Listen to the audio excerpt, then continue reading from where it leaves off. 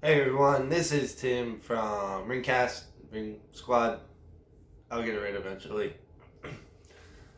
This video is gonna be a review episode. It's our first review episode that we've been doing, and it's about the AEW episode that just happened as of recording 2 days ago. So I'm just gonna put it out there. I'm an NXT guy. I have nothing against AEW. It's just I've been invested in NXT for like 3 years now, and it was hard for me to just give up NXT on Wednesday nights to do it AEW. I did try to watch it, when I could. I watched the first couple episodes basically weekly. I'd watch NXT live on Wednesdays and watch AEW on Thursdays, but life kind of caught up to me, and I was not invested in it, so it was pretty easy for me to go back on it. But I do have a few friends who are AEW fans, Baxley and Ryan. The two guys from the Rumble video.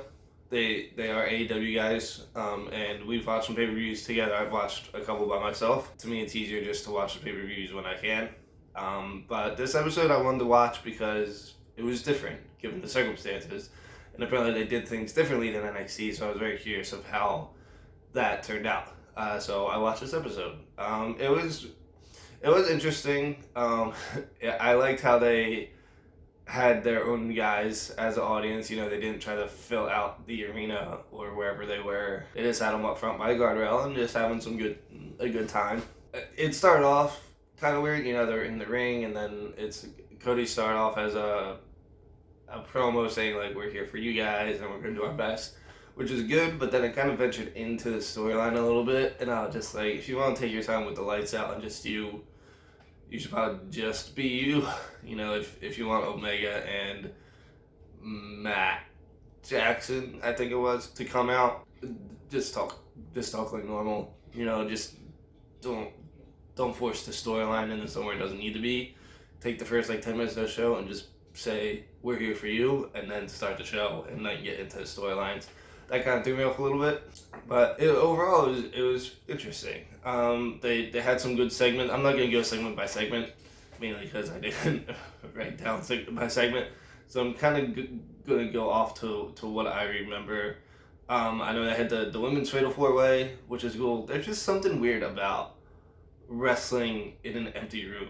I've watched some videos, and the one that sticks out to me is Daniel Bryan. When he came back, they showed like a 2-minute video of him training, and there was just no music and nobody else, and it's just interesting. You just hear the ring and you hear the movements, and it's interesting. This with AEW it was a little different. Obviously they had other people there cheering them on, so I had the Fatal 4-way, which was cool. It showcased, I'm not too familiar with Penelope Ford or the other Japanese girl who I can't remember the name of. But I've seen Rio and I've seen Chris Statlander a few times, so it was a good showcase to be like, hey, here are women, and let's just have a match with kind of nothing on the line, besides the ranking system that they do.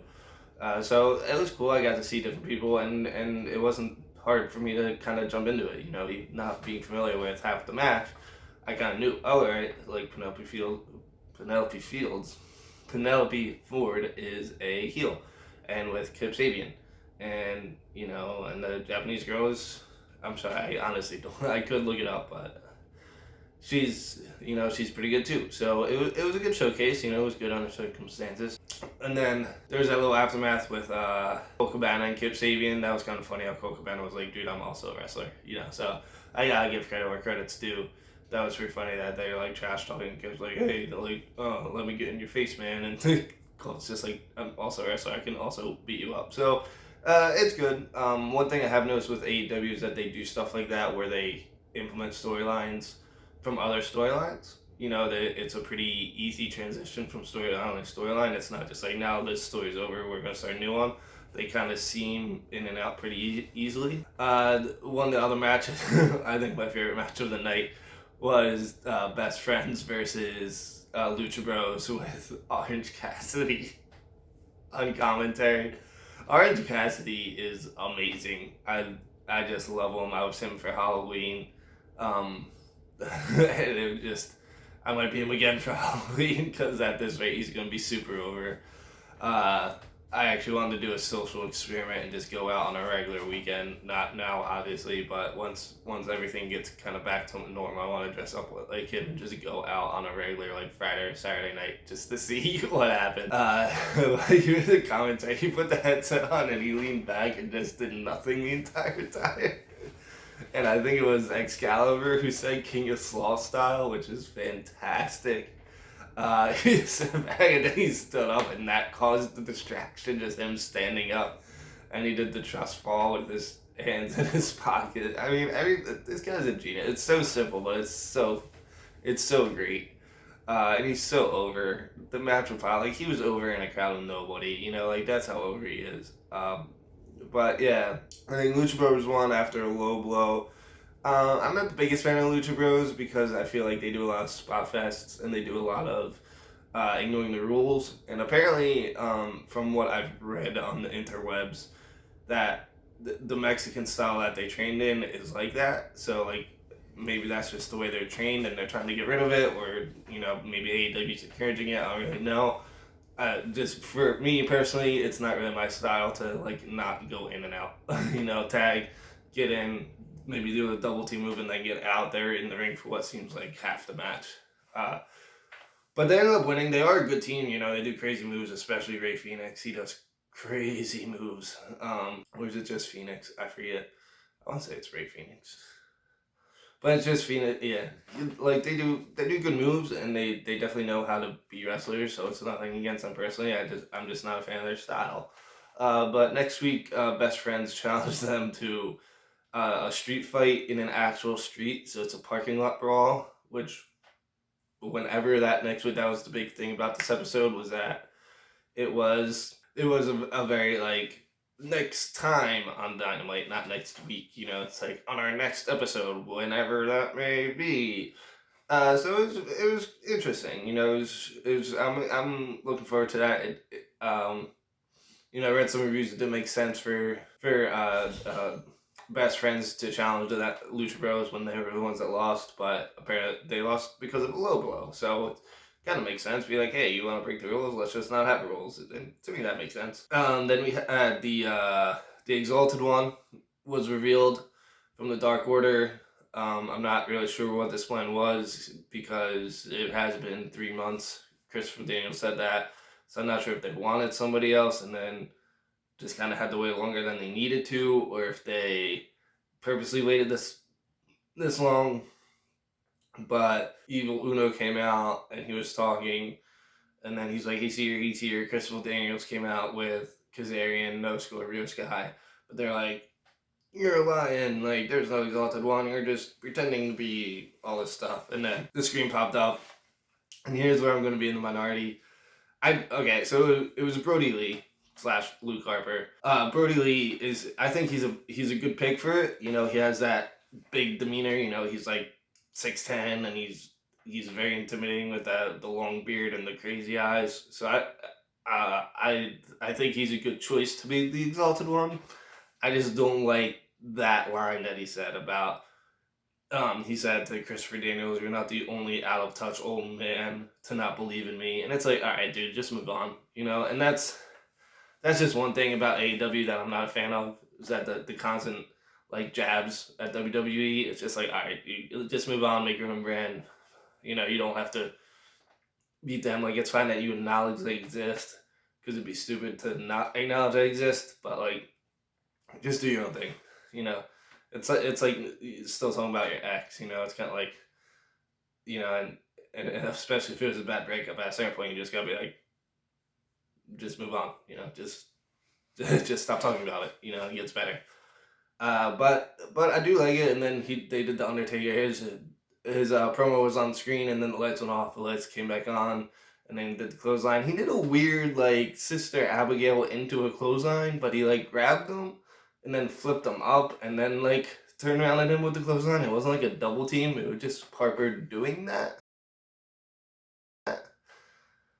I'd rather just have the huge clothesline / lariat, you know, or something else. It just looked weird, you know. It just to do like a half sister Abigail, and then turn around and then hit I don't know. It was just kind of weird to me, but I'm interested.